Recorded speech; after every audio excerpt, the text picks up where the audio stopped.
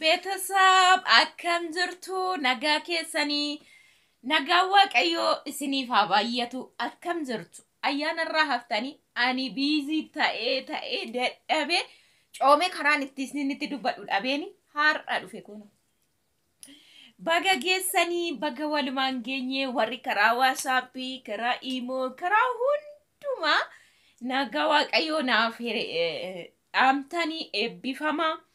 Bara haaraa baga geessettanii naaf dhaamtan eebbifama nama tokko hundeefne dhugaa waaqayyo biiziin ta'e baga geessanii baga raaftanii qallaali namatti tolu biiziidha. Ani immoo dhugaa jechuun keessummaan natti baay'ate bakka bicha daa'iman beektu nyaata qopheessee namaa dhiyeessu jedhutti natti dhufu gidduudhaan dursee namni dhufaa tooni waraabini minaamin kanattan biizii ta'e dhugaan siniin jedha. Gaafa ayyaana ergan viidiyoo gabaabduu sana gadi dhiiseen hasitti jechuudha. Akkasii sana has gonkumaa sana boodammoo irra deemee taraa nyaachuu uffachuu baasuu kanatti dadhabee badeen siniin jedha. Yeroon akkana siniin jedhu soban se'ina. Nama siwwaamu in dhaxxuu in dhufuu taran yeroo dhufanii bakka hojiin hin baay'ata jechuudha. Nama tokko lama ta'e gisum tokko waammattu waaqayyoon haa eebbifamu kaameeraadhaaf malee nama baay'een qaba. Karaasaa karaa koo gizee ayyaana baay'een biiziidha galaala viidiyoo jechuu dhiisuu kootte jechuudha. Hundammoo yeroo gizee tokkotti waamtan dhufuu dhiisuu danda'u isa hafe sanammoo turtanii waamtu. Kanattan badimanii waan bira waan tokko nagaa koon qabaan isiniin jedhaa.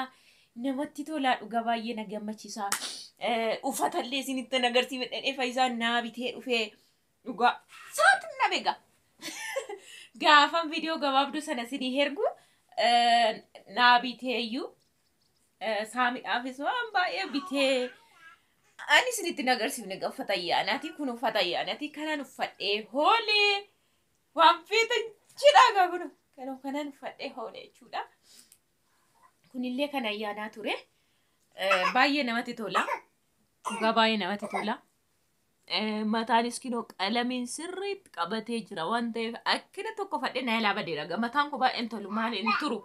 Maaliif seetan mucaanis na ciramma innaan ho'ee isaanii dafeet mataan koo hin badaa jechuudha. Malee qabatee jira kinoo mataanis qalamii fuulli bareedee guutuu ta'e foon. Indaan qobichaa miti qircallee akka barnaatti dhufee isinitti agarsiisne bakka namni yeroo murata nyaatu viidiyoo godha yeroo waan ta'an ganummaa sa'aatiin hin jiru.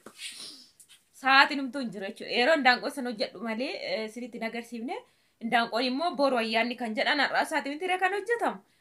Fooni qircimmoo kan dhufee gaafa ayyaana guyyaa sa'aatii waan ta'eef viidiyoo waraabuun abadan bira jiru jechuudha.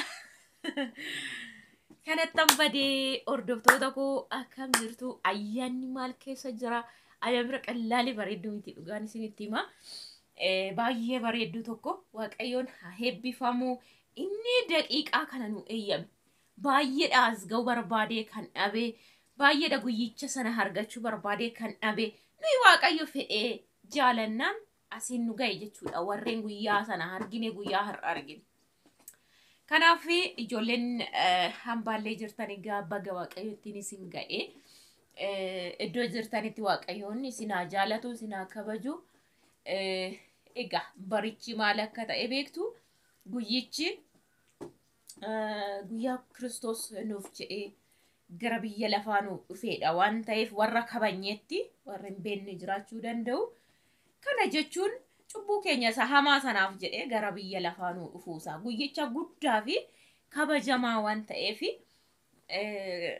kanaga nutis immoo namaaf wanta gurguddaa ulfaataa ofii keenya dabarsinee namaa kennu of kennuu danda'uu qabna. Iddoo itti dabarsinee namaa kennine sana itti gaabbuu hin qabnu maaliif inni nutti hin gaabbine hin dubbanna waa'ee isaa nutis waan namaa taanellee yoo dubbanne itti gaabbuu hin qabnu maaliif Kiristoos nuyiif dhufe. Nuyiif fannifame, nuyiif salphate, nuyiif akka salphatuuf gara biyya lafaa dhufe bakka otoo beekuu dhufe jechuudha sana. Kanaaf guyyichi guyyaa eebbifamaadha. Guyyaa sirriitti hundumarraa eebbifamaa waan ta'eef waaqayyoon nu ga'ee nagaa sin gaafachuu qofan dhufe malee yaadan qabu tokkollee hin qabu inni muratan inni dhugan darbee ani viidiyoo hin waraabne dhugaa sin jedhe biizii isa waan ta'e biizii jechuudha. So hundumaafuu waaqayyoon haa eebbifamu siniin jedha. Kana booda walitti deemina gara torbeedhaa waliin hin hojjanne ayyaana dura san guyyaa 5 hin hojjanne ayyaanni immoo kun guyyaa 3ffaadha guyyaa 8 jechuudha walitti viidiyoo hin hojjanne viidiyoo qubna garii yoonaallee beeksifni yeroo kana tureeyyuu bareedduudha sinii lakkaa amma laalametti yuutuubiin ani gin hin dandeenye jechuudha. Hundumaafuu rakkoo hin qabuun siniin jedha nagaan koo alaasiniin deebiseen warra nagaa fattaniifis deebisee warra ganaanaan ergineefis na erguu yaaddaniifis nagaa koo sinii herganii warra kaanii deebisee asuma walitti qabeetii tokko tokkoon nan koomaatiin warri isiniin deebisne jechuudha asin dhiifama jechuudha. Maaliif namni tokko yeroo waan tokko nama hergu waa yaadeeti laphee isaatti dhufee malee nama hin beekneef hin ergu waan na hergitaniif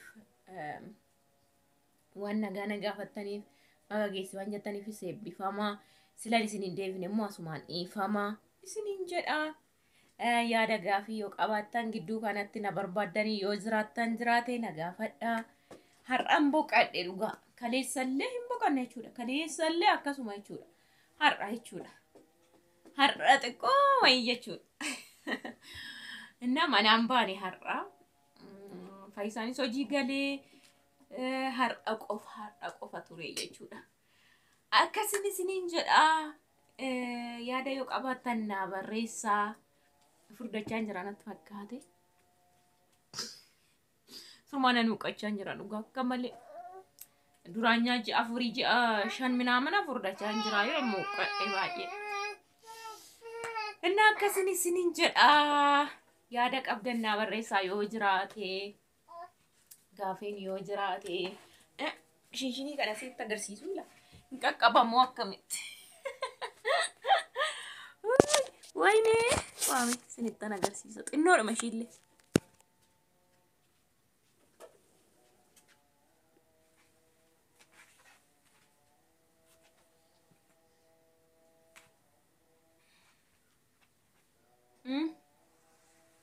karan kaawwadhe ayyaanatti jechuudhaani.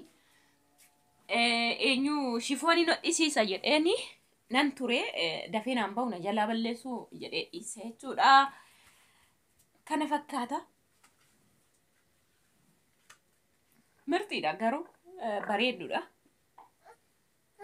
Akkasin isiniin jedha kun shinii koos isinitti agarsiise maal taafeem shinii koos isinitti agarsiise ayyaana akkattiin dabarse isinitti agarsiise kanumaaf isinitti dhufe gara keessanitti. Maal jettu maal tafe wanta biraan natti hima. Akkasii